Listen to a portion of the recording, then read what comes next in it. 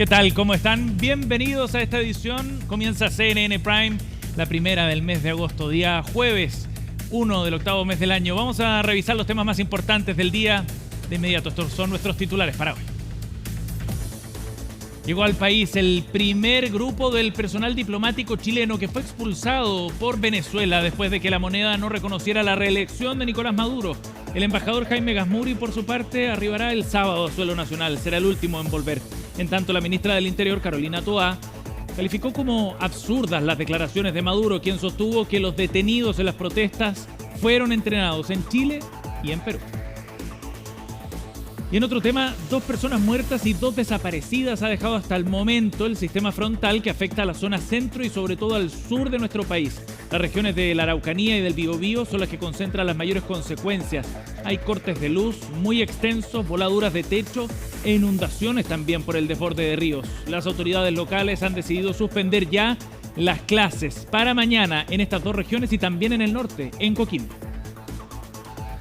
Y en materia económica, junio dejó un IMASEC muy por debajo de lo que estaba estimando el mercado. La economía chilena creció solo un 0,1%, una cifra que el ministro de Hacienda, Mario Marcel, atribuyó fundamentalmente a la suspensión de clases debido a las intensas lluvias que hubo en ese mes y también al adelanto de las vacaciones. Es una mala noticia para el sector empresarial, por lo que el presidente de la CPC, Ricardo Meves, ha pedido ya más medidas que buscan incentivar la inversión en nuestro país.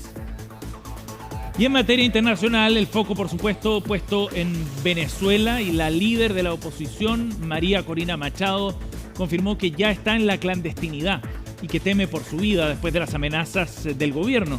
En una columna de opinión aseguró que tiene los recibos de más del 80% de los colegios electorales para demostrar que Nicolás Maduro perdió el domingo. Hizo además un llamado a la comunidad internacional para que decidan si van a tolerar o no a un gobierno ilegítimo. Todo esto y más, aquí comienza CNN Prime.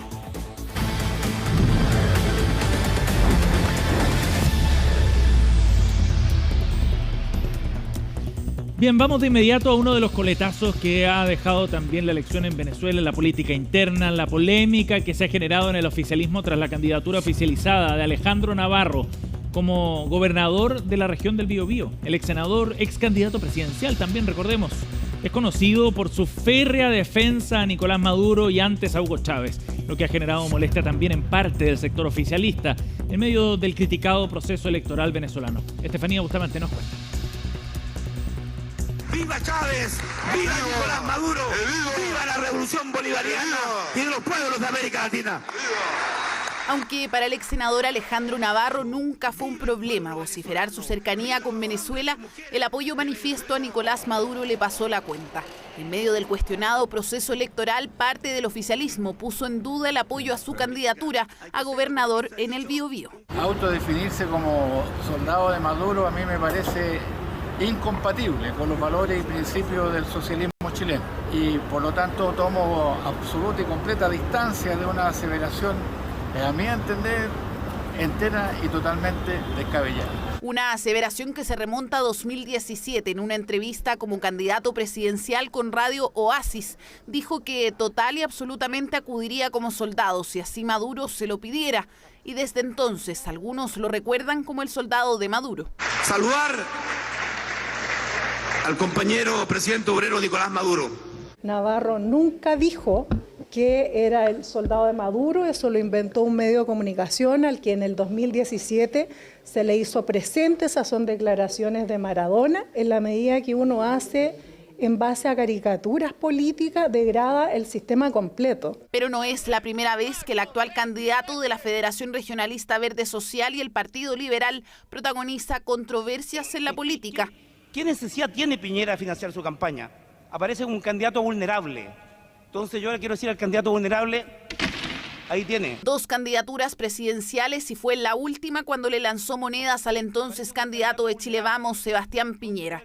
Senador por 2 periodos, en ambos censurado, uno como vicepresidente del Senado y otra cuando presidía la Comisión de Derechos Humanos. Años antes sufrió un polémico accidente en moto de nieve que intentó calificar como accidente laboral. Espero recuperarme pronto. Soy duro de matar. También hay otros momentos llamativos, como la aparición de los navarrines, minifiguras del mismo. así como uno que otro percance en el Congreso. De los Red Hall, Chile Paper.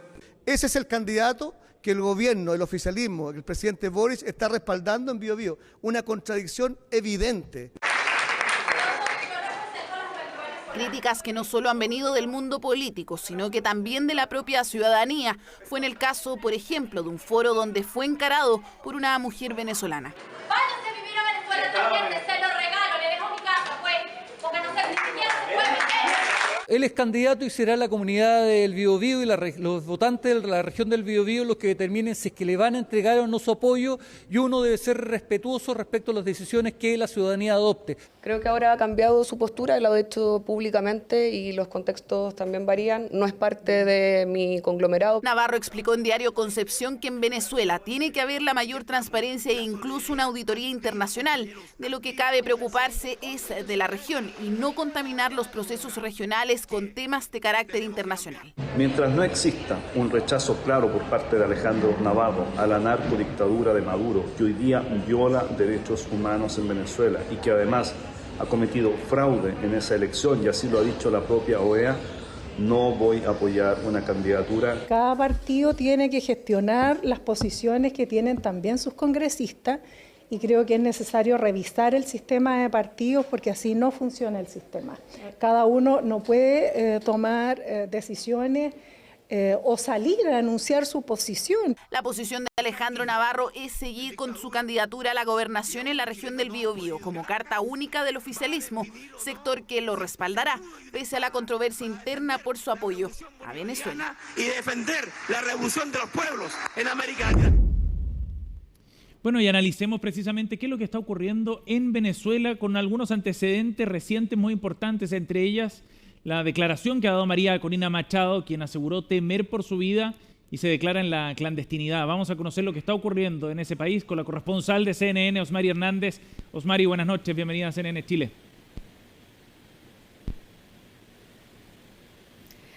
Buenas noches, Sebastián, gusto en saludarte justo en una ciudad que pues está a media máquina, al igual que gran parte del país, algunos tratando de retomar actividades, pero ya caída la noche, pues está bastante solitaria la capital venezolana, un reflejo de lo que está ocurriendo en gran parte del territorio nacional. Todavía hay un poco de temor de retomar la actividad, y también te puedo comentar que justamente CNN logró confirmar a través de una fuente del Comando con Venezuela que María Corina Machado, la líder de la oposición, se encuentra a resguardo, y esto se conoció luego de que se publicó una carta en el Wall Street Journal que está suscrita, firmada por la propia Machado, en la cual ella aseguraba que sentía miedo por su propia vida, temía perder la vida, temía perder la libertad y temía lo mismo con respecto a su entorno.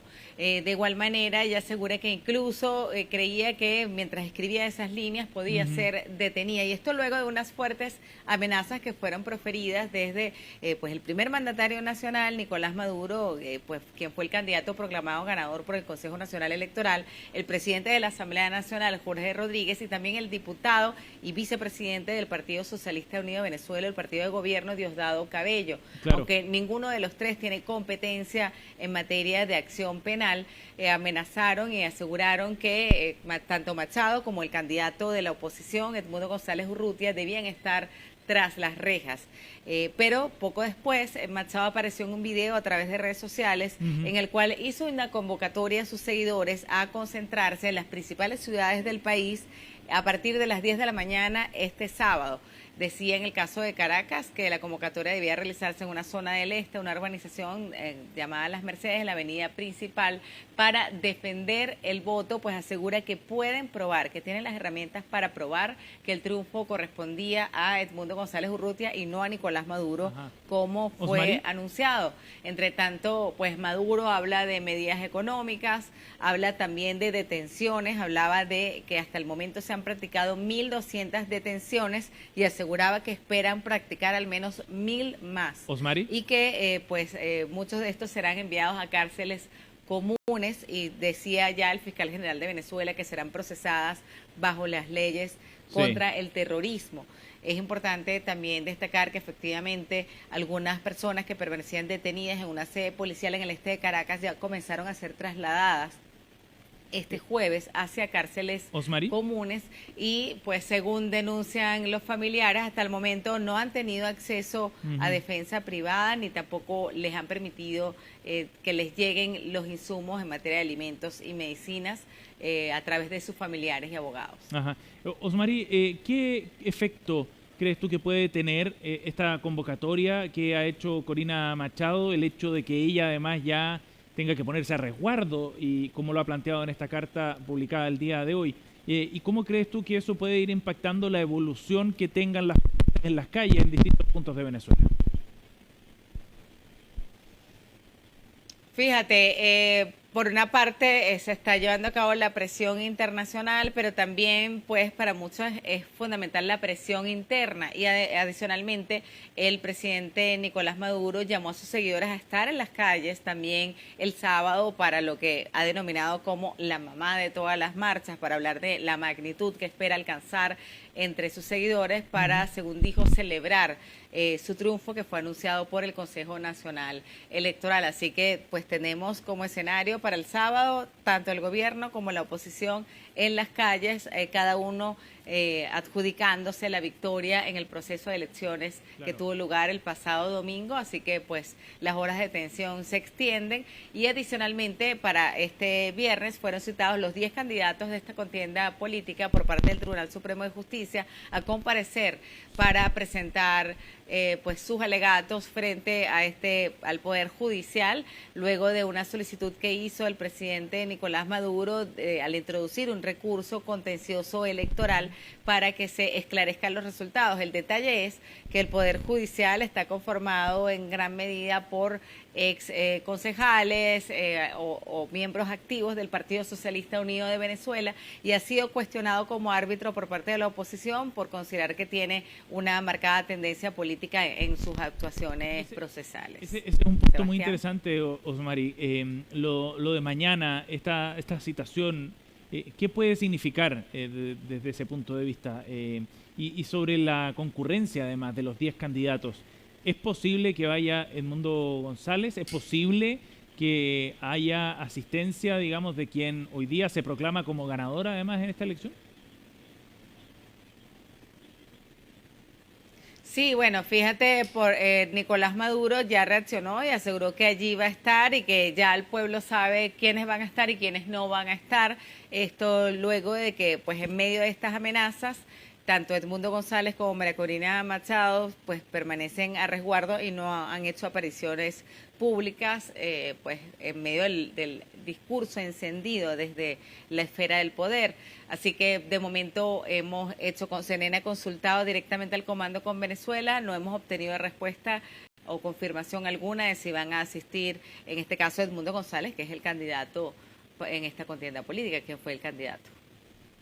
Osmari, por último, para ir cerrando este despacho, ¿qué expectativas hay en Venezuela respecto a las gestiones que se están haciendo a nivel internacional? ¿Han trascendido estas conversaciones que se están sosteniendo entre algunas altas esferas del gobierno con otros países? Ha surgido una declaración también conjunta de Brasil, Colombia y México. ¿Eso tiene repercusión interna? ¿Cómo se reciben esas noticias, Osmani?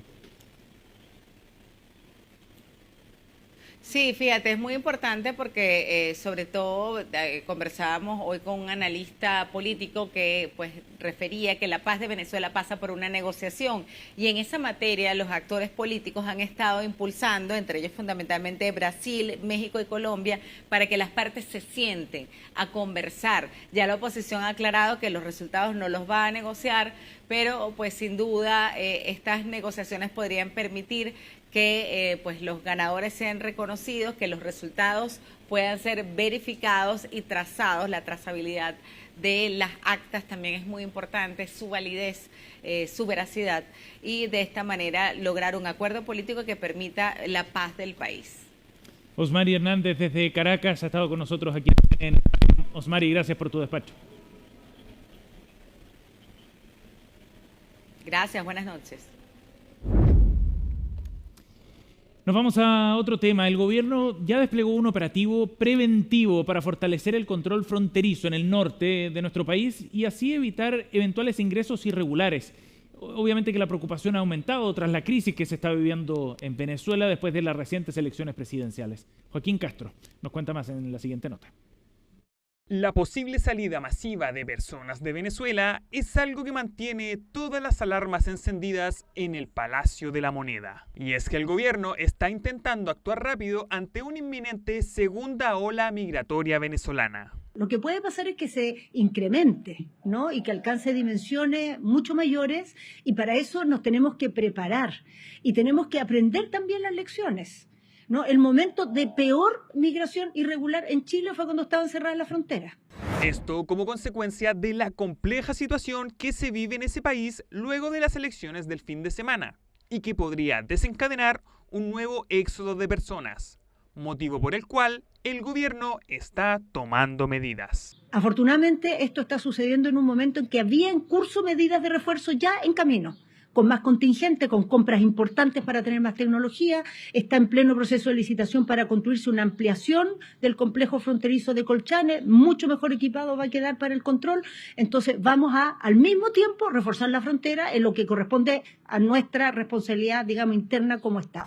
Ante esto, las autoridades de gobierno presentes en la zona fronteriza vaticinan un escenario complicado en las próximas semanas. Prometer que nadie va a ingresar sería construir una promesa falsa. Lo que podemos hacer es colocar todas las capacidades del Estado para impedir que eso ocurra. Y para evitar circunstancias como las de 2018, los subsecretarios de Interior y Defensa viajaron a la frontera norte del país para desplegar medidas de control preventivas. Vamos a aumentar la capacidad de vigilancia aérea.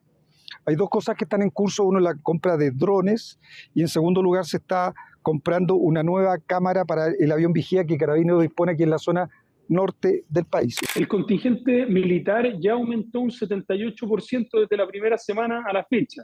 Hay varios millones de dólares en ejecución y lo que tenemos que garantizar es que podamos desplegar a la gente. No sacamos nada con tener un montón de gente a nivel del mar si no podemos llevarlos de forma segura, eficiente y eficaz a la frontera. Sin embargo, este viaje de las autoridades de gobierno se vio envuelto en una polémica debido al reclamo de algunos alcaldes de las comunas fronterizas. Considero un retroceso que el gobierno lleve a cabo reuniones de tanta relevancia sin considerar la opinión de los gobiernos locales, como los municipios, la gobernación, etc. Especialmente en regiones como Tarapacá, Colchane, que podría convertirse en el epicentro de una migración irregular masiva. Si se habla de este aumento, los que tienen que estar preparados es el país. Y para estar preparado el país, lo que necesitamos es que el Estado tenga una coordinación, los poderes del Estado, no solamente el gobierno. Desde el Congreso, diputados tanto de oficialismo como de oposición manifiestan que es necesario implementar aún más medidas. Creo que tenemos que proteger nuestras fronteras, porque el éxodo de venezolanos, si hoy día es importante, sobre todo después de la invitación del expresidente Piñera en Cúcuta, el día de mañana, con lo que hoy día está ocurriendo en su interior, va a ser el doblemente preocupante. Y para eso requerimos tomar medidas urgentes y duras. Y lo que nosotros debemos lograr primero es reforzar la presencia de las Fuerzas Armadas en la parte fronteriza de nuestro país, para poder impedir el ingreso de los migrantes, especialmente aquellos que vienen de Venezuela, porque la avalancha va a ser de una cantidad cuantiosa. Respecto a las implicaciones legales que podría tener una nueva ola migratoria venezolana, algunos expertos en la materia apuntan a que se deben tener varios factores en cuenta. Bien difícil poder establecer como medidas que no pasen de las que ya hay, o más medidas de control en materia tecnológica o en materia de proveer más funcionarios de la policía de investigaciones. ¿Por qué? Porque tenemos una frontera muy larga, muy permeable, pueden pasar por pasos clandestinos o pasos no habilitados, y eso es difícil, la verdad, poder controlar. Las gestiones en torno al tema migratorio continuarán durante la próxima semana, donde el gobierno sostendrá una reunión con el presidente de la Comisión de Gobierno Interior para discutir qué proyectos de ley pueden impulsarse antes de tener un escenario crítico. Queremos profundizar en este tema aquí en CNN Prime. Para eso estamos en contacto a esta hora con el alcalde de Colchane, Javier García. Gracias por el contacto, alcalde, muy amable.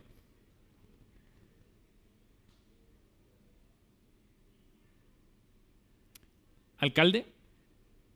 Bien, estamos con Javier García, alcalde de una de las zonas que probablemente ha recibido de forma más directa el impacto de los flujos migratorios que ha vivido nuestro país en los últimos años y que, como ya veíamos en la nota, y por eso nos interesa profundizar en su visión, planteaba las críticas respecto a la forma en la que se había llevado adelante este proceso, el despliegue de autoridades en la zona norte, que no ha incluido a las autoridades locales, acusaba. Ahora sí entiendo que ya nos escucha el alcalde.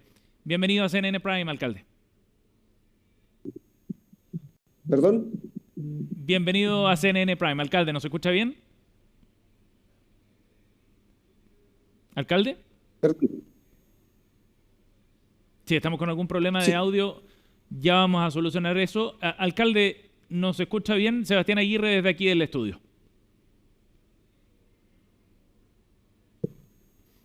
Hay algún problema de audio que ya vamos a resolver en unos instantes. El alcalde, en todo caso, adelantando un poco la conversación, ha planteado su crítica, y ya lo veíamos en la nota anterior, respecto a que las autoridades locales están ausentes de la toma de decisiones para prepararse ante un eventual flujo migratorio fuerte. De hecho, ha dicho que se está cometiendo el mismo error del gobierno pasado. Ya recordarán ustedes aquellas imágenes que dejó el flujo migratorio que entraba por la frontera a la altura de Colchane y que rápidamente colapsó, por supuesto, esa localidad, un pueblo muy pequeño que recibió un flujo de personas realmente importante por aquellos años. Vamos a retomar en unos minutos la conversación apenas tengamos ya resuelto aquel problema técnico.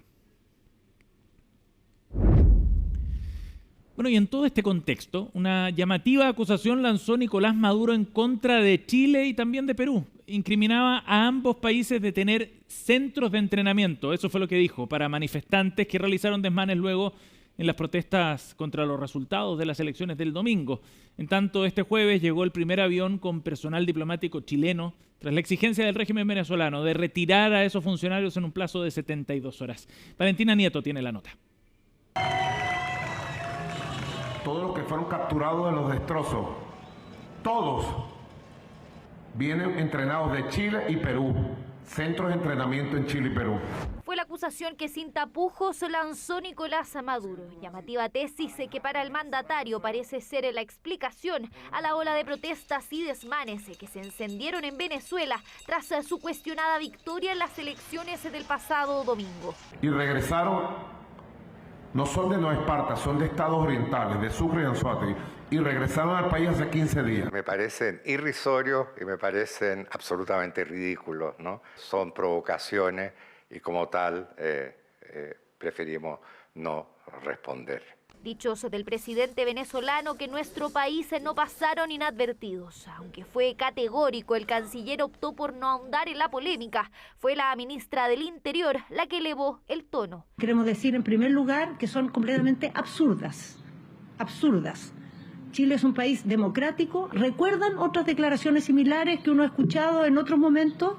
Esa no es la forma de enfrentar las crisis al interior de los países. Y es que si bien los roces entre ambos países no son nuevos, la tensión diplomática solo se acrecentó tras la postura que tomó Chile frente a las acusaciones de fraude electoral. Las declaraciones de Nicolás Maduro solo hablan de su imaginación y sobre todo de su deshonestidad. Ese grupo de delincuentes que el Estado chileno se ha visto obligado a expulsar, Chile bajo ningún punto de vista puede hacerse responsable de lo que esos delincuentes hagan una vez llegado a su propio país. Estamos acostumbrados ya a las tonteras del dictador y quiere distraer la atención a lo que está pasando en Venezuela. No son pocas las presiones que hoy recaen sobre Maduro. La oposición venezolana e incluso otras naciones le han exigido que transparente las actas electorales. El fraude ha sido notable. El Consejo de la OEA también lo intentó. Sin embargo, la abstención de 11 países en la votación, entre ellos Bolivia, Brasil y Colombia, truncó el objetivo. La abstención yo creo que obedece a muchos factores. Lo primero es que yo creo que lamentablemente en la región todavía existe en algunos líderes una mirada sesgada, sobreideologizada respecto de determinadas situaciones. Ahora bien, ¿mantendrá nuestro país en las relaciones con Maduro? Es la duda que permanece en medio de un áspero ambiente. Y es que la presencia de Chile en Caracas ya va de salida.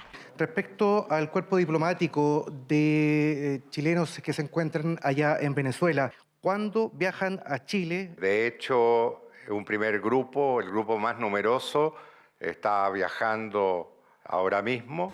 Primera tanda de 20 diplomáticos que llegó este jueves a Santiago tras la exigencia del gobierno venezolano a 7 países, entre ellos Chile, de retirar a sus funcionarios en un plazo de 72 horas. Fue fuerte porque, claro, 72 horas es poco tiempo. Nosotros tenemos un perrito con mi señora, entonces nos vinimos con el perro. Fue una aventura, la verdad, pero salió todo bien. Tuvieron que prácticamente dejar todos los bienes allá, salieron casi con lo opuesto, y eso indudablemente que afecta a todo ser humano. Hasta un recién nacido de 14 días llegó en este primer avión. Se espera que el proceso culmine este sábado con el arribo al país de los diplomáticos de alto rango, entre ellos el embajador Jaime Gazmuri.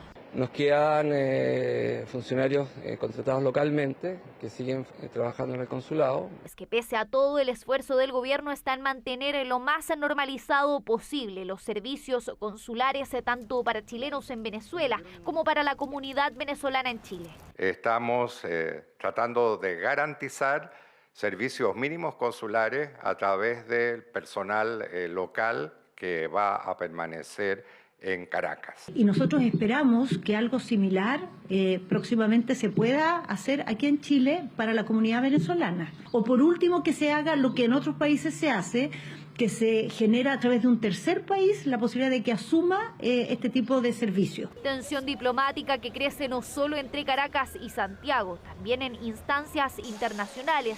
El secretario general de la OEA pedirá a la Corte Penal Internacional emitir una orden de detención en contra de Nicolás Maduro.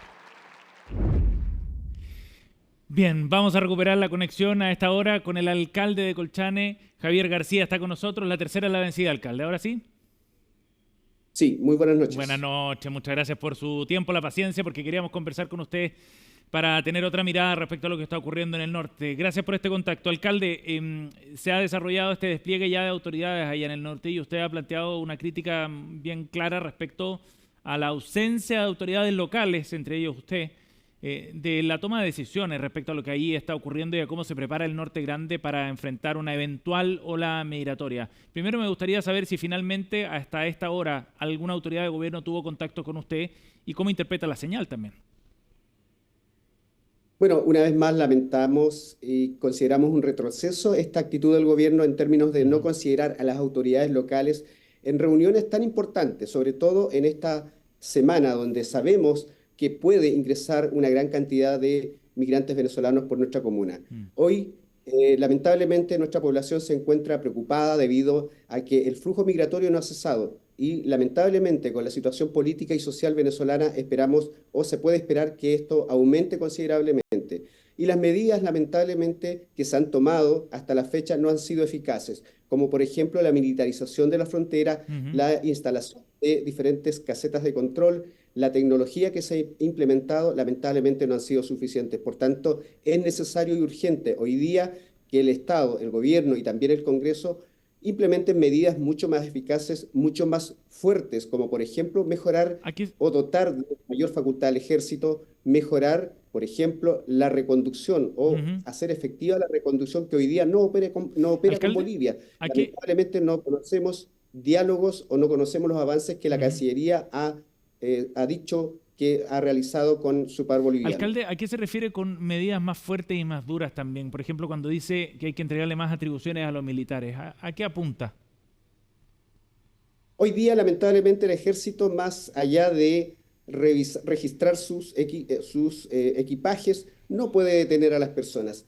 Lamentablemente, no contamos con la cantidad suficiente de efectivos de carabineros, lo cual es necesario hoy día dotar de mayor facultad al Ejército, como por ejemplo la facultad de detener a las personas que ingresan por pasos no habilitados, de conducirlos al complejo fronterizo y por supuesto necesitamos, por ejemplo, dar señales claras como las expulsiones administrativas masivas y, por cierto, la reconducción con Bolivia, que hoy día no está operando. Eso quiere decir que el migrante que ingresa a Chile, de todas maneras ingresa a Chile. No existe posibilidad hoy día de devolverlos a Bolivia, porque Bolivia no recibe a migrantes que no sean bolivianos. Y en ese sentido, hoy el ejército está cumpliendo una labor más bien humanitaria, más bien de rescate y también de asistencia al migrante irregular. Pero de ninguna forma existe una barrera o impedimento para Ahora, que alcalde, por pasos no habilitados. El problema para poder llevar a los migrantes hacia la frontera y llevarlos a territorio boliviano, por ejemplo,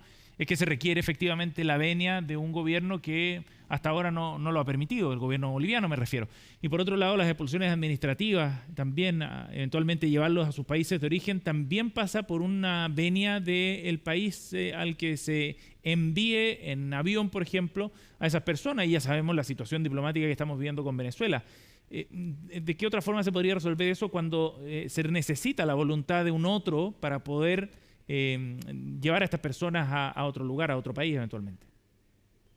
No conocemos los trabajos, las acciones que ha desarrollado la Cancillería chilena en ese término. Lo que necesitamos que el gobierno, transparente cuáles son los avances y las acciones que ha realizado en el diálogo con Bolivia. Y en ese sentido existe una deuda, existe una tarea sin desarrollar de parte de la Cancillería chilena.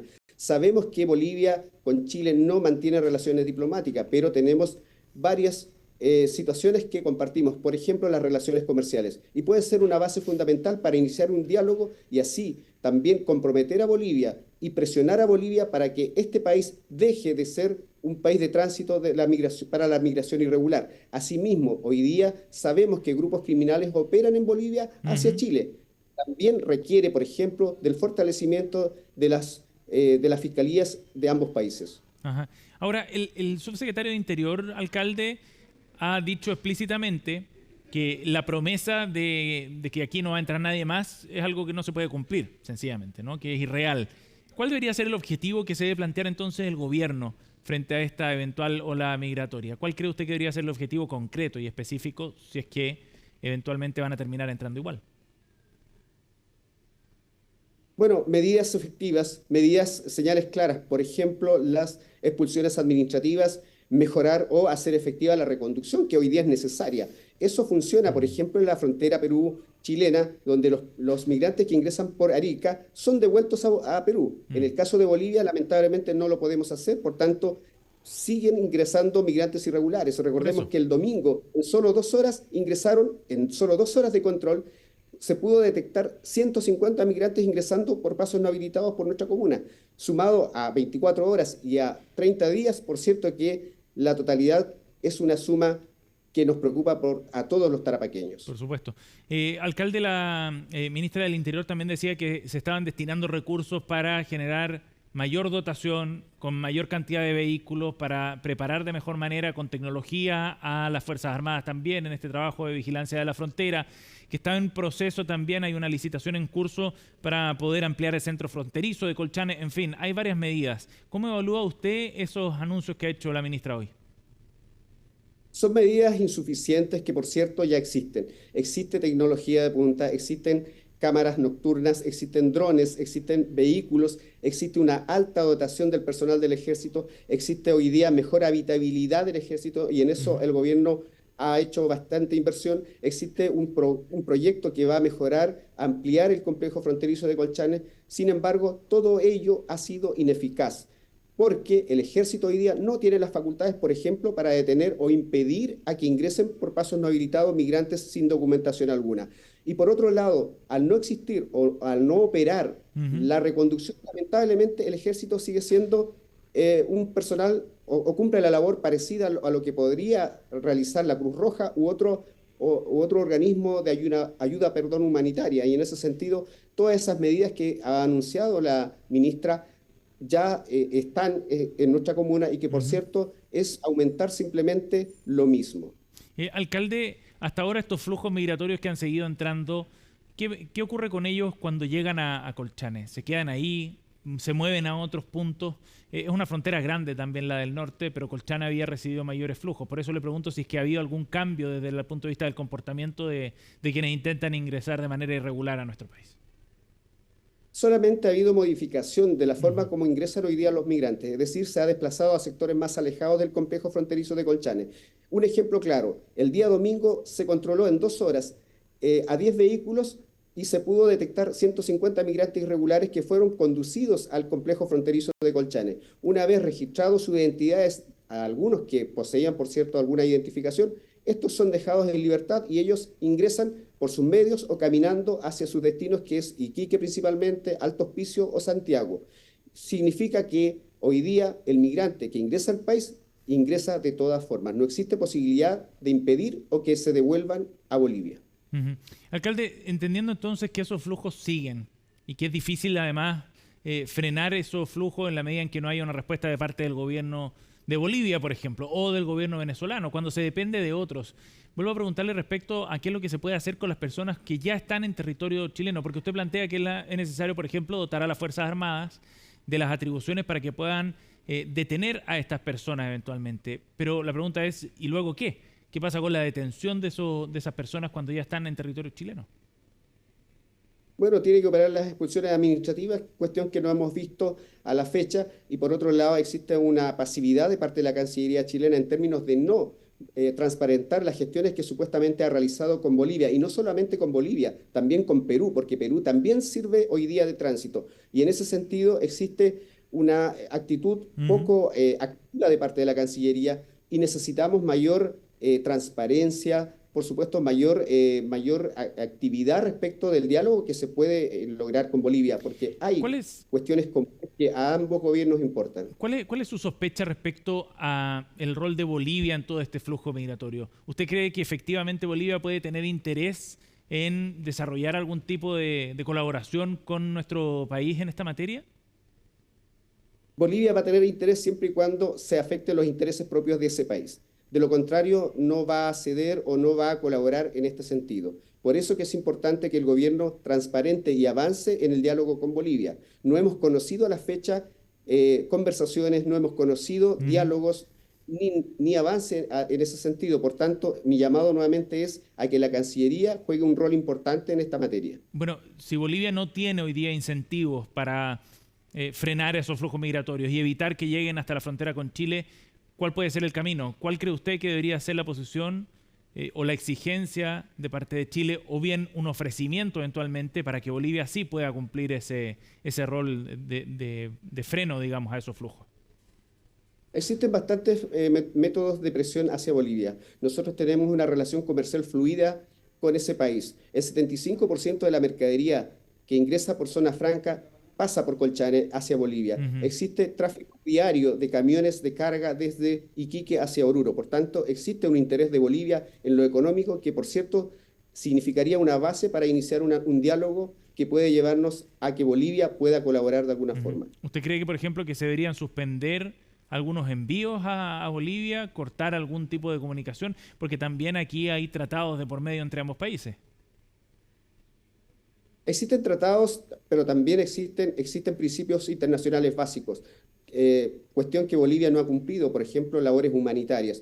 Hoy sabemos que estos grupos criminales están operando en Pisiga Bolívar, en esas localidades cercanas a Colchane, y que, por cierto, también debe ser de interés del gobierno boliviano. Y en ese sentido, creo que en materia de seguridad compartimos las mismas necesidades con los hermanos bolivianos. Y perfectamente podemos trabajar en conjunto. Nosotros en la región de Tarapacá, con el gobernador de Tarapacá, hemos desarrollado diferentes actividades paradiplomáticas con autoridades bolivianas en ese sentido, y hemos avanzado, por ejemplo, en el respeto de los derechos indígenas, en el sentido de que el tránsito se pueda mejorar en Colchane y Pisiga Bolívar, que es Bolivia. Cuestión que corresponde a la Cancillería y que a la fecha no ha avanzado en esa materia. Nosotros, por ejemplo, hemos pedido hace años la implementación de una tarjeta de tránsito vecinal. La Cancillería no ha desarrollado actividad tendiente a mejorar o a implementar dicho instrumento que nosotros consideramos que se enmarca en el convenio 169. Y en ese sentido creo que las medidas que se toman muchas veces desde Santiago, sin considerar la realidad de la zona, sin considerar la voz de las autoridades regionales, de los alcaldes, del gobernador, por ejemplo, por cierto, que resultan ineficaces y están alejadas a la realidad. En suma, alcalde, ¿usted cree que el gobierno debería endurecer su posición respecto al rol que está jugando Bolivia en toda esta crisis migratoria? Por cierto, debe priorizar en primer lugar la seguridad de los chilenos. Creo que es el rol fundamental del Ejecutivo, y por otro lado, Chile ya no tiene la capacidad suficiente hoy día para albergar más migrantes extranjeros. Creo que existe también un vacío en ese sentido de no trabajar con otros países que están hoy día solo sirviendo de tránsito y no se hacen responsables tampoco de prestar ayuda humanitaria a cientos o miles de migrantes que llegan, por ejemplo, a Perú, Bolivia y otros países por donde primero llegan los migrantes, principalmente venezolanos. Alcalde, por último, ¿cuál es la sensación que usted percibe en los habitantes de Colchane? Han pasado por momentos muy duros, muy difíciles, con criminalidad, con una sensación de inseguridad también en los últimos años a propósito de estos flujos migratorios. ¿Qué están viendo hoy los vecinos de Colchane? Vivimos con una sensación de inseguridad. Yo he hecho personalmente 2 denuncias. El día de ayer presenté una denuncia a Fiscalía por que una persona ingresó a mi oficina en contra de la voluntad de los administrativos. Por tanto, es la segunda denuncia que mi persona realiza respecto de aquello. Y en ese sentido, así como vivo la inseguridad, todos los vecinos de Colchane viven diariamente la misma sensación. Por tanto, por el acto que hoy día el Ejecutivo ha desarrollado en Colchane, en el sentido de mostrar vehículos, de anunciar tecnología, consideramos que son medidas que claramente no han resultado, no han sido eficaces.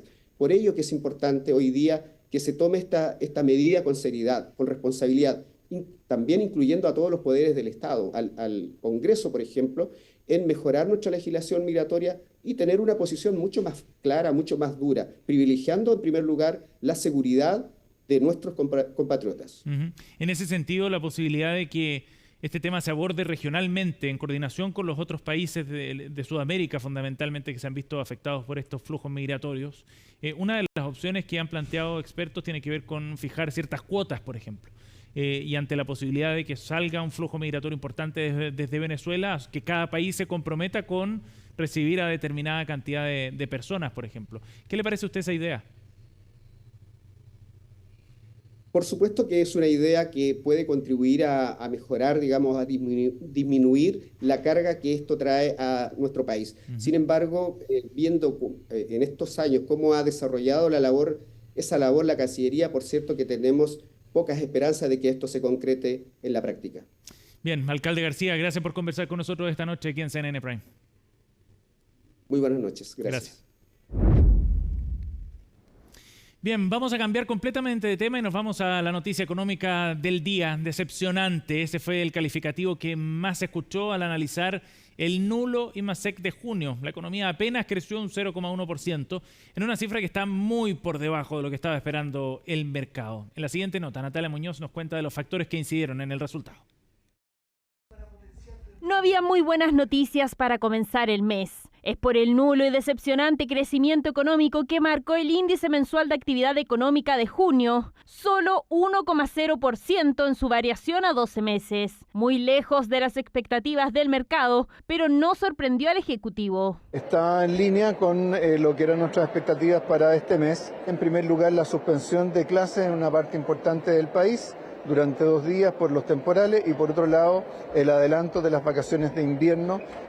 Si estos fenómenos no hubieran ocurrido, el crecimiento en lugar de ser 0,1% habría sido 2,1%. Y era lo que estimaban. Economistas proyectaban en su nivel más bajo un crecimiento de 0,5% hasta 2,1%, lo que no ocurrió y deja a la economía chilena en su peor desempeño desde diciembre de 2023. Claramente nuestra economía está en un proceso de crecimiento muy pausado, que tiene mucho que ver con su capacidad de crecimiento. Nuestra economía no es una economía que pueda crecer con mucho vigor. Cifras esperaban que se cumplan en cierta medida, pero cuando estás un punto, más de un punto lejos de lo esperado en esta cifra de IMASEC, es una mala noticia. Está por debajo de la expectativa más pesimista que existía en el mercado.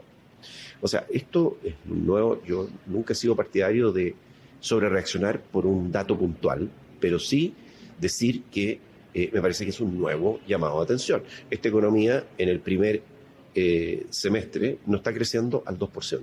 Hacienda ya realizó un reajuste para el crecimiento de este año, bajando la proyección para el PIB a 2,6%. Así, cifras como esta IMASEC reflejarían un menor crecimiento este segundo trimestre, que por ahora alejan la posibilidad de que la economía llegue al 3% de crecimiento que esperaba el Ejecutivo. Yo no me apresuraría en sacar conclusiones respecto al estado de la economía después de este dato y esperaría el dato de julio que debiese compensar. Para crecer 2,6 este año se requiere una aceleración significativa en la segunda parte del año que nosotros al menos no estamos viendo. Con respecto a qué es lo que estamos esperando para el resto del año, nosotros hemos disminuido nuestra proyección de crecimiento.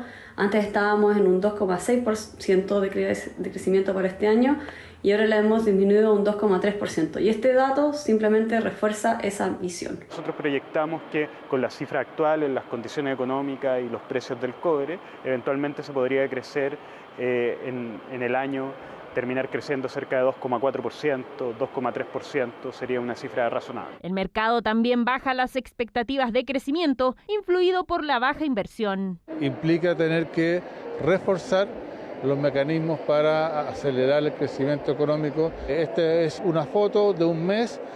Ojalá esto se revierta en el tiempo y podamos tener una cifra mejor de aquí a final de año, pero aquí tenemos que tener una mirada de largo plazo y eso se hace con mayor inversión. Que obviamente resulta en que vamos a tener un año levemente más flojo, probablemente nuestra economía no alcance a llegar al 2,5%, esté mucho más cerca de 2%, pero todavía hay que ver el resto del año. Es que se esperaban cifras mejores, principalmente por el buen desempeño del comercio por el Cyber Day. Sin embargo, la caída de 1,8% en servicios afectó negativamente, lo que no ocurriría en julio. Así como este mes incidieron a la baja sobre las cifras de actividad, en julio van a incidir al alza sobre las cifras de actividad.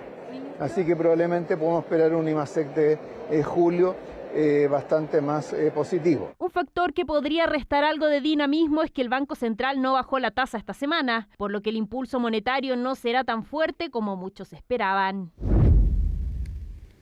Bien, nos vamos a ir a otro tema. Un intenso sistema frontal está afectando a la zona sur de nuestro país, con fuertes vientos principalmente y también precipitaciones que han dejado lamentablemente ya 2 personas muertas. Se espera que el fenómeno ingrese ahora a la zona centro y vaya avanzando incluso hasta Atacama, por lo que ya se anunció la suspensión de clases en el Biobío, la Araucanía y también en Coquimbo. María Luisa Carrión nos cuenta. Ay, no, César, mira, se abrió una ventana. Mira, se abrió. Momento en que un ventanal de la Torre Campanario cae sobre un auto que va pasando un costado de la Plaza de Armas de Temuco. Esta y otras impactantes postales ha dejado el sistema frontal en la zona sur del país.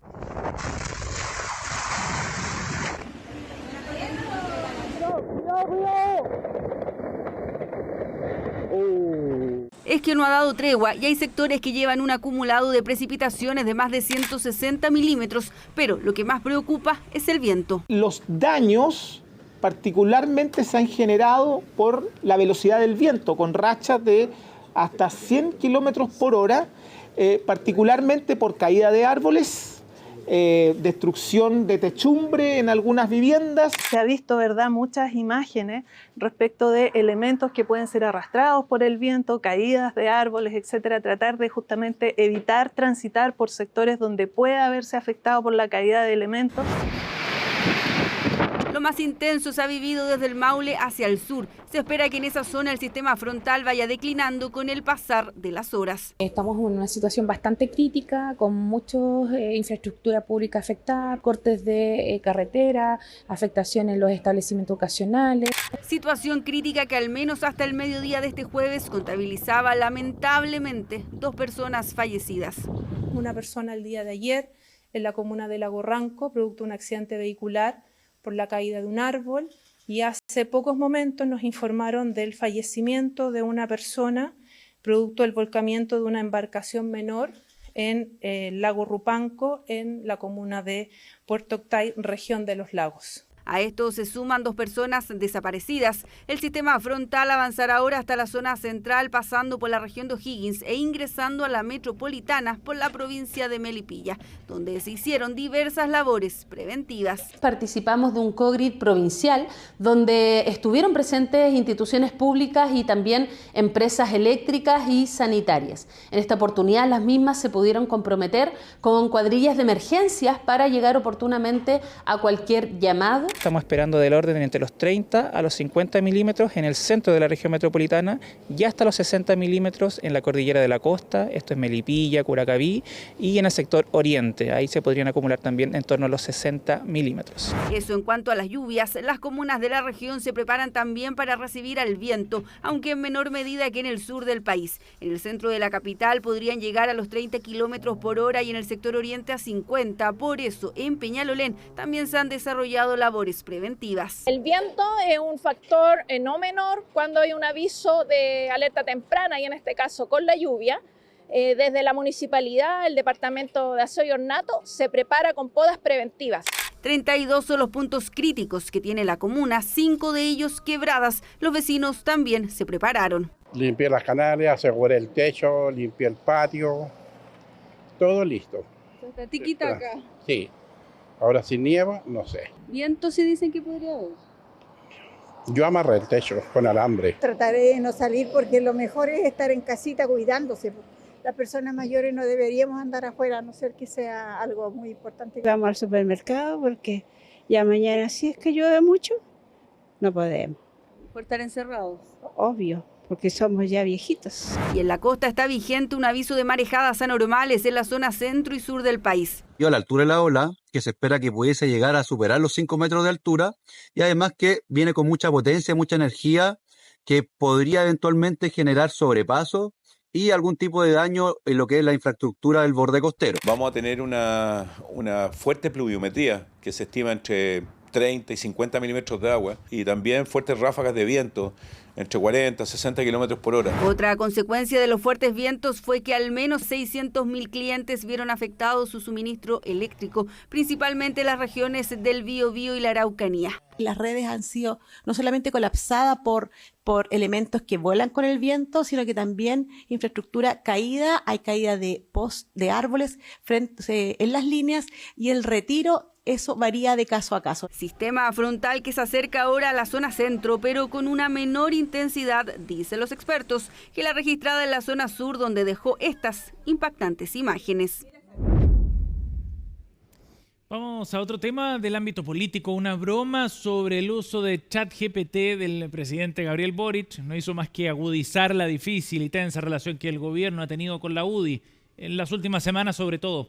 El partido gremialista acusa al oficialismo de estar usando el caso de abuso sexual infantil del padre de Javier Macaya para invalidarlos moralmente. A todo esto se sumó el aplazamiento de la votación al proyecto de reforma a las pensiones, en un hecho que abrió otra grieta entre ambos sectores. De eso nos cuenta Macarena Román.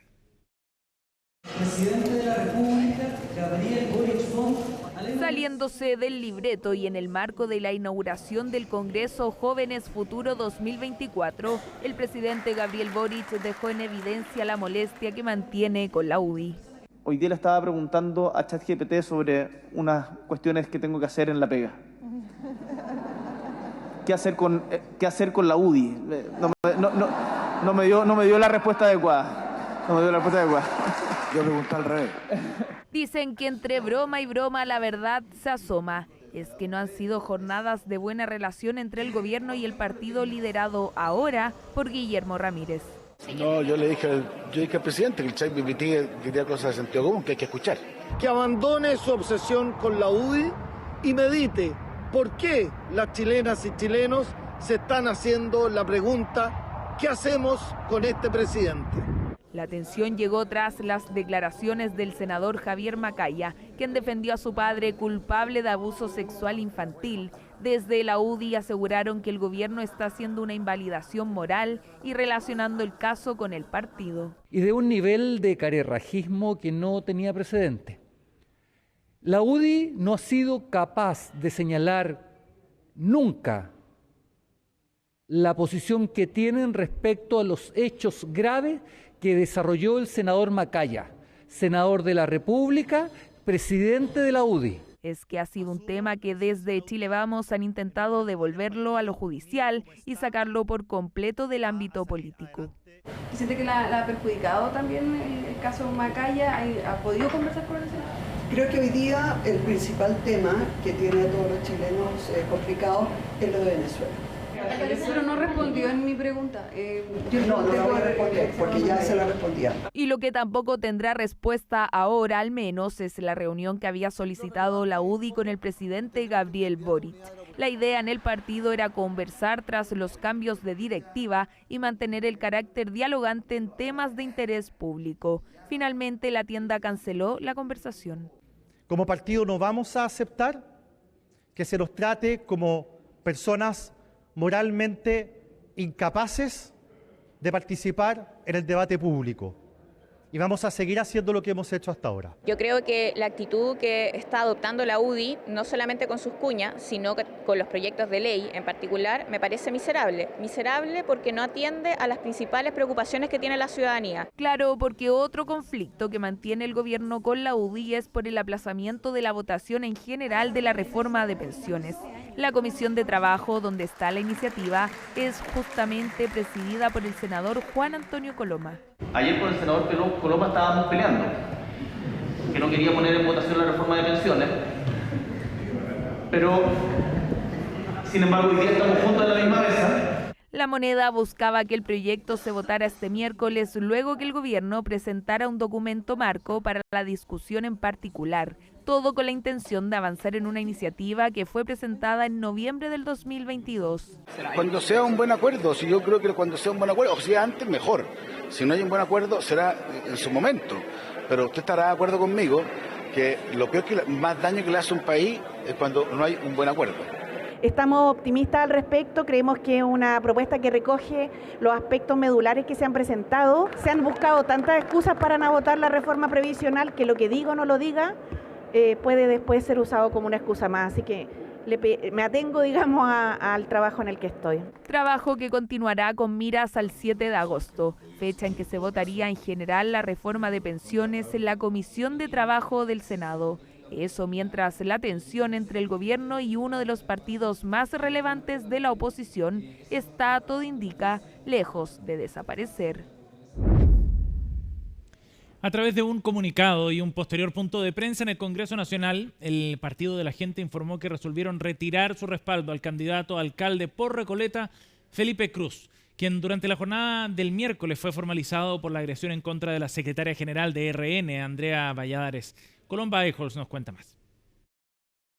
Formalizado por el delito de lesiones menos graves en el 8º Juzgado de Garantía de Santiago, Felipe Cruz no recibió medidas privativas de libertad tras agredir a la secretaria general de Renovación Nacional, Andrea Valladares. Según la magistrada, fue una falta y no un ilícito. Quedó en libertad, pero el castigo llegó desde la esfera política para el hasta ahora candidato a alcalde por Recoleta. Con la directiva nacional tomamos la decisión de cumplir con la ley 18.700, artículo 6 de elecciones y escrutinio, y procedemos el día de hoy a los trámites legales para retirar al candidato Felipe Cruz como candidato de nuestro partido, candidato independiente.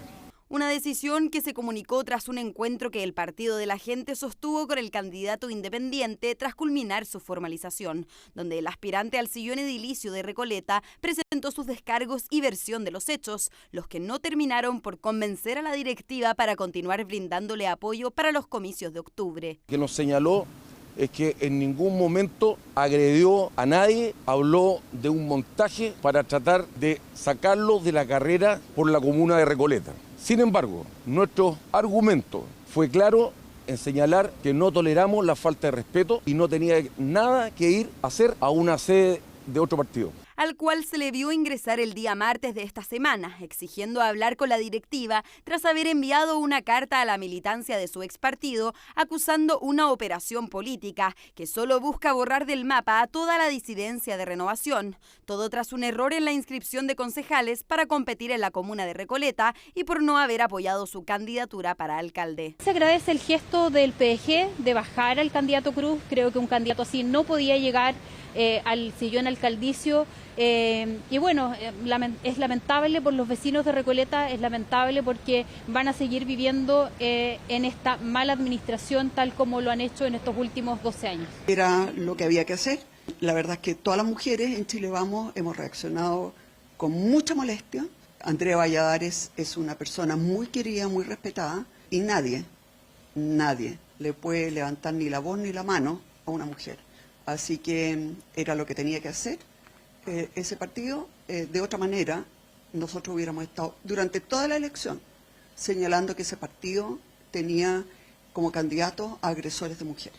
La molestia en Chile Vamos fue transversal y con rotundo apoyo a la víctima Andrea Valladares. Sin embargo, desde el Partido de la Gente fueron enfáticos en aclarar que la decisión que tomaron no fue influenciada por la coalición de la oposición, sino más bien fue tras una cuidadosa reflexión de las circunstancias. Nosotros lo pusimos como una posibilidad, como un consejo, como algo que nosotros también hubiéramos hecho, y me parece que es correcto lo que está haciendo el PDG, porque en el fondo le está enlodando su propia imagen, y efectivamente las acciones y los actos que tuvo el concejal Cruz lo terminaron sepultando a él mismo. Puesto que en principio el actual concejal no podría competir por el cargo que hoy ostenta el comunista Fares Jadwe sin el apoyo de un partido político, ya que habría tenido un problema con la validez de las firmas presentadas ante el CERVEL cuando inscribió su candidatura como independiente. Hasta el cierre de esta nota, Felipe Cruz no entregó declaraciones sobre el camino que tomará su candidatura.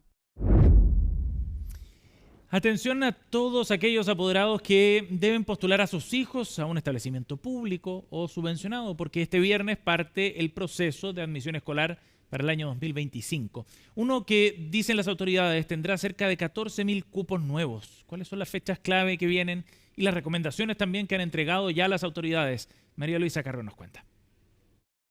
Esperando que resulte todo y como uno quiera. Esto porque este año debe postular a su hija menor a prekinder por el sistema de admisión escolar y ya tuvo una mala experiencia cuando pasó por el mismo proceso con su hija mayor, que a fin de año sale de cuarto medio. Quedó en un lugar en el cual yo no quería y tenía malas críticas, entonces igual me costó mucho poder lograr que esté en el liceo en el que está, porque iba a terminar cuarto medio, pero tuve que ir como todos los días a preguntar si corría la lista. Sin embargo, confía que esta nueva experiencia sea mucho mejor.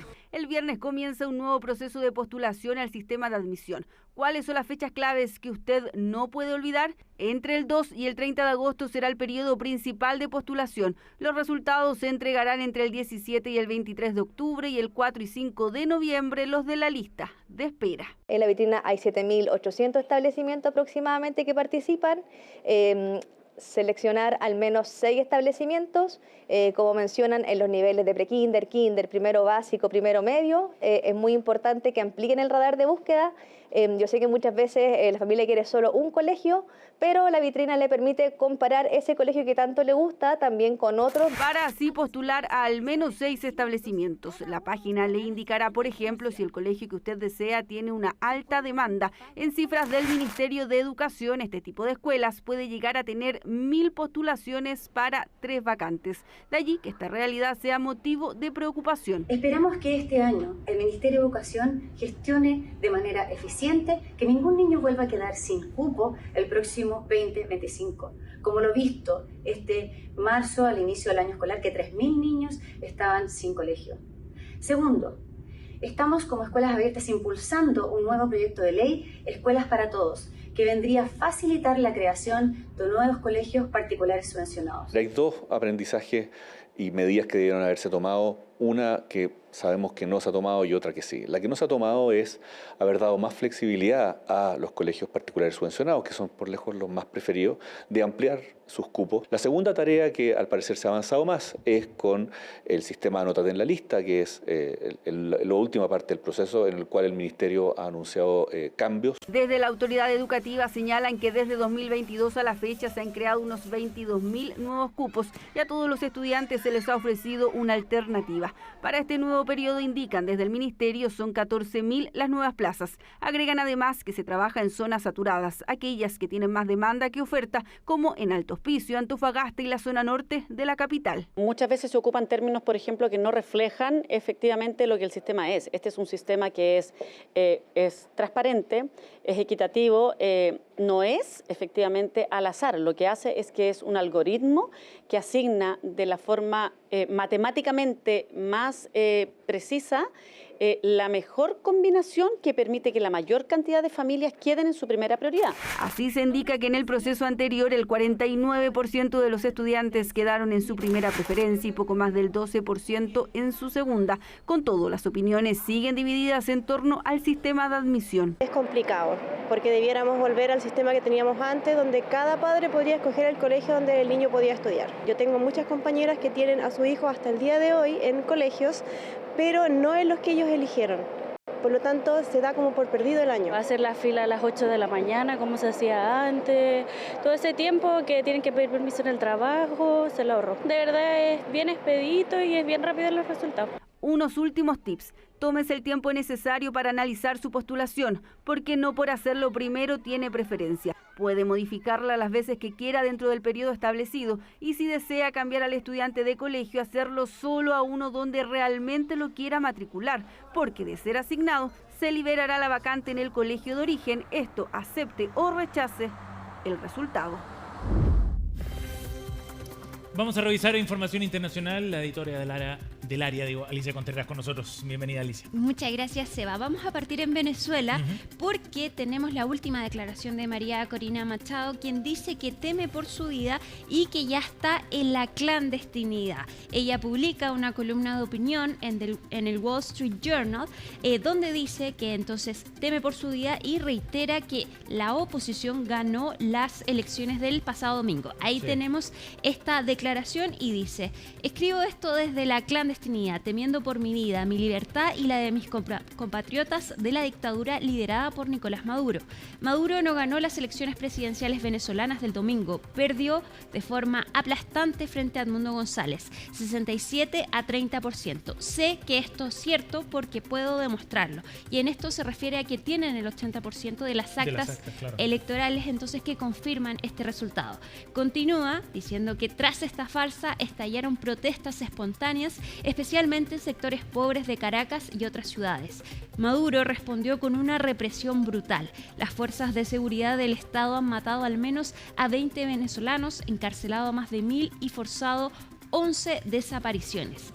Y termina esta columna asegurando que la mayor parte de nuestro equipo se encuentra en la clandestinidad y tras la expulsión de 7 misiones diplomáticas de Venezuela, mis ayudantes en la Embajada Argentina están siendo protegidos por el gobierno de Brasil. Podrían ser capturados mientras escribo estas palabras. Es una señal de alerta que está dando Corina Machado también, un reclamo con cierto tono de impotencia frente a unas amenazas que ha vertido el gobierno venezolano en contra de Machado y de otros líderes opositores. De hecho, termina esta columna asegurando que ahora depende de la comunidad internacional si es que acepta o no un gobierno que ella califica de ilegítimo. Y sumado a esto también, hace poco se emitió una declaración por parte de Estados Unidos. Anthony Blinken, el secretario de la diplomacia estadounidense, emitió un comunicado en el que aseguran que ellos reconocen que Edmundo González obtuvo la mayoría de los votos.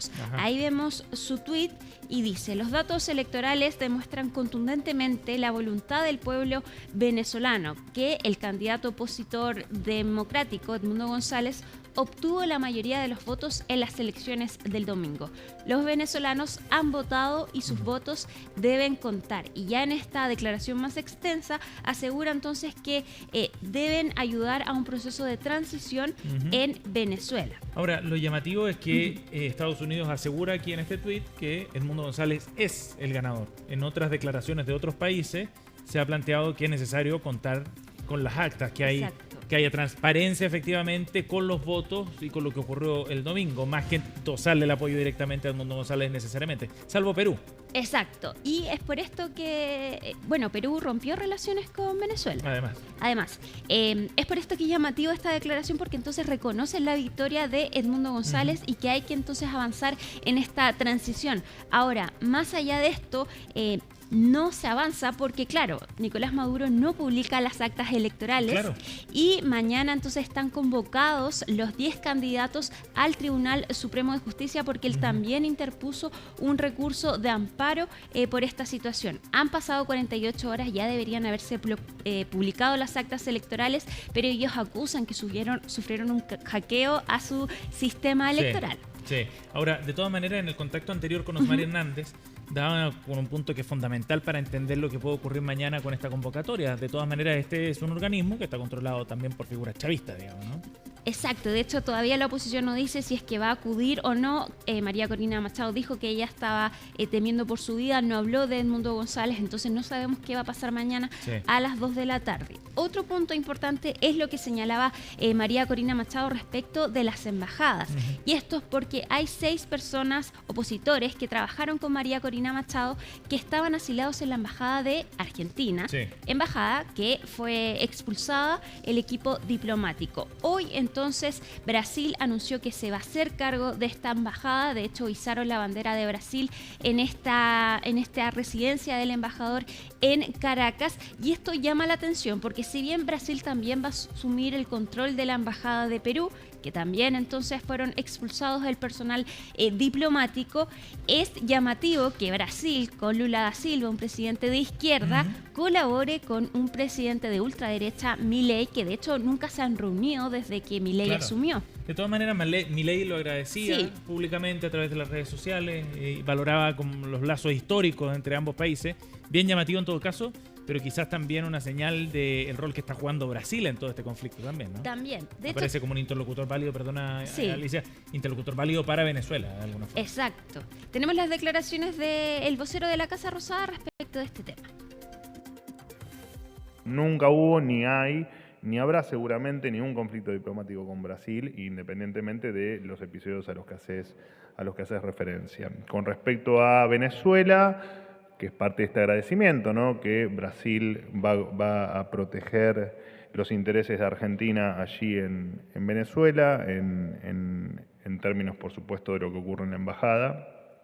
Hoy están saliendo de allí los diplomáticos argentinos que regresarán a Argentina el sábado. El agradecimiento del presidente es un agradecimiento en términos de relaciones diplomáticas y de lo que Brasil ha aportado a darnos una mano en esta compleja situación con el dictador Maduro.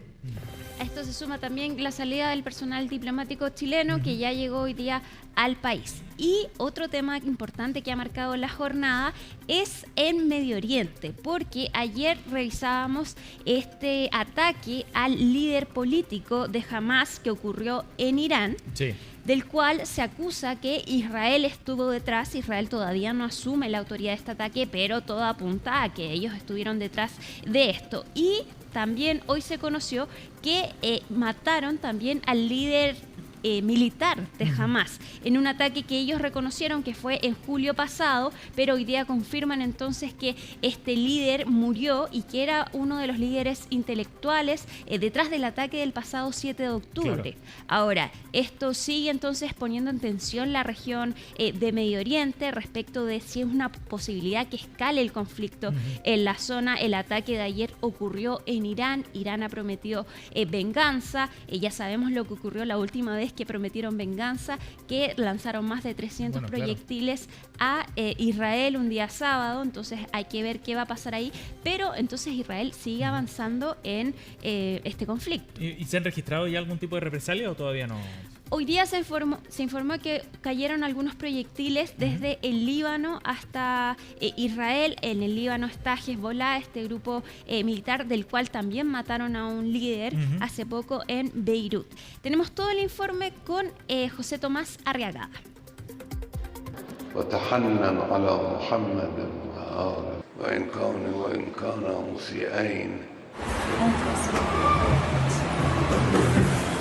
La conmoción persiste en Irán tras el asesinato del líder político de Hamas, Ismail Haniyeh, quien estaba alojando en una casa de huéspedes en Teherán. Según dijo una fuente a CNN, el dispositivo explosivo que mató a Haniyeh fue instalado hace 2 meses. Los funerales se realizaron este jueves en Irán, en medio de un ánimo de venganza contra Israel, país que aún no confirma su autoría. El mártir Ismail Haniyeh, mi primer mensaje es para los judíos, los malditos que pensaron que asesinando a mi padre se alegrarían y encontrarían alivio. Pero no, juro que la sangre de mi padre será una maldición que los perseguirá hasta el día del juicio si Dios quiere. Y si Dios quiere, su sangre significará la victoria. Si se atreven a atacar a nuestros huéspedes dentro de nuestro país, Dios mediante, tenemos que darles una respuesta cientos y miles de veces más dura que la Operación Promesa Verdadera, para que no se permitan cometer tal acto. En medio de la tensión en la zona, Israel confirmó otra muerte: Mohamed Deif, líder militar de Hamas, quien era considerado como uno de los autores intelectuales del ataque del pasado 7 de octubre. Mohamed Deif murió el 13 de julio en un ataque a la zona sur de la Franja de Gaza. Su muerte no estaba confirmada. Israel tenía solo indicios, pero esta jornada se dio el aviso. Tras eliminar al jefe militar de Hezbollah, hoy se ha confirmado definitivamente la eliminación del jefe militar de Hamas, Mohamed Deif. Deif fue responsable de la terrible masacre del 7 de octubre y también de muchos ataques asesinos contra los ciudadanos de Israel. Durante años fue el hombre más buscado por Israel. Su eliminación establece un principio simple que hemos establecido: a quien nos haga daño, nosotros lo dañamos. Ataques que ocurran en medio de las negociaciones para lograr un cese al fuego en la región, mientras hay incertidumbre de si este conflicto escalará o no. Es urgente que todas las partes tomen las decisiones correctas en los próximos días, porque esas decisiones son la diferencia entre seguir en este camino de violencia, de sufrimiento, o avanzar hacia algo muy diferente y mucho mejor para todas las partes implicadas. Ahora bien, repito, no puedo predecir el efecto, el impacto de un acontecimiento en particular sobre lo que vendrá después. He aprendido a lo largo de muchos años que no hay que hacerlo. Estamos profundamente preocupados por la posibilidad de que el incidente sumerja a la región en una mayor agitación. Se debe lograr un alto al fuego integral y permanente en Gaza lo antes posible para evitar la escalada del conflicto y la confrontación. China siempre apoya la reconciliación interna de Palestina y cree que es un paso importante hacia la solución de la cuestión palestina y la realización de la paz y la estabilidad en el Oriente Medio. No hay un camino claro respecto a lo que ocurrirá, pero lo que sí se sabe es que hay intenciones de seguir atacando. Al cumplirse un objetivo militar, Israel debiera estar en mejores condiciones de sentarse a una mesa de negociación desde el punto de vista político, porque a su población ya le dijo: oye, ya cumplimos con el objetivo militar. Por lo tanto, su disposición a negociar debiera mejorar. Yo creo al revés, que esto viene a ponerle, en vez de escalar, puede ponerle paño frío a la negociación con Hamas, con Hezbollah y con los otros actores internacionales. Desde Israel dicen estar preparados para cualquier escenario y Hamas y sus aliados amenazan con represalias mayores. Declaraciones que generan dudas e incertidumbre sobre qué ocurrirá con el desarrollo de este conflicto, que tiene en tensión a Medio Oriente y mantiene alerta a distintos países.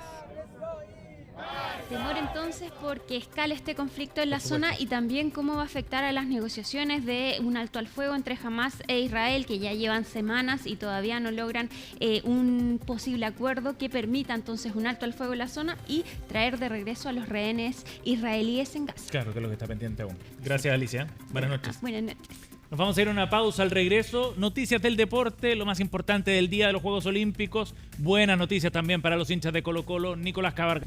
En unos minutos comienza otra edición de CNN Íntimo con Matilde Burgos. Estas interesantes y profundas conversaciones hoy tienen un protagonista muy particular y muy contingente, además, dado la crisis que se está viviendo en Venezuela. Braulio Jatar, periodista chileno-venezolano, es el invitado en esta edición. Aquí un adelanto de lo que podrán ver en minutos en CNN Íntimo. ¿Tú dijiste, se me viene algo complicado o no lo pensaste? Sí, porque recuerdo inclusive a mi amada esposa, que ella viene, nosotros tenemos un anexo en la casa, y me dice, ¿vas a publicar? Y yo le dije, Silvita, Silvita, tú sabes que cuando yo decida publicar en 5 minutos puede estar la policía SEBIN aquí. Al día siguiente, cuando yo me estaba trasladando a una estación de radio a hacer el programa con 2 grandes periodistas de Nueva Esparta, Gustavo Novoa y Carolina Arias, me intersecta un vehículo sin identificación, sin placa, sin matrícula, sin nada. Le dije, mira, si me van a detener, voy a un programa de radio, déjame avisar porque mi esposa se va a preocupar. Mira, son 5 minutos que la jefa te quiere hablar. La jefa, porque era una jefa, la de la policía política en ese momento, y como tú bien dices, los 5 minutos se convirtieron en 5 largos años. el adelanto de una conversación imperdible hoy en CNN Íntimo. Jueves 1 de agosto, así estuvo nuestro país y el mundo. Somos CNN Chile. Buenas noches.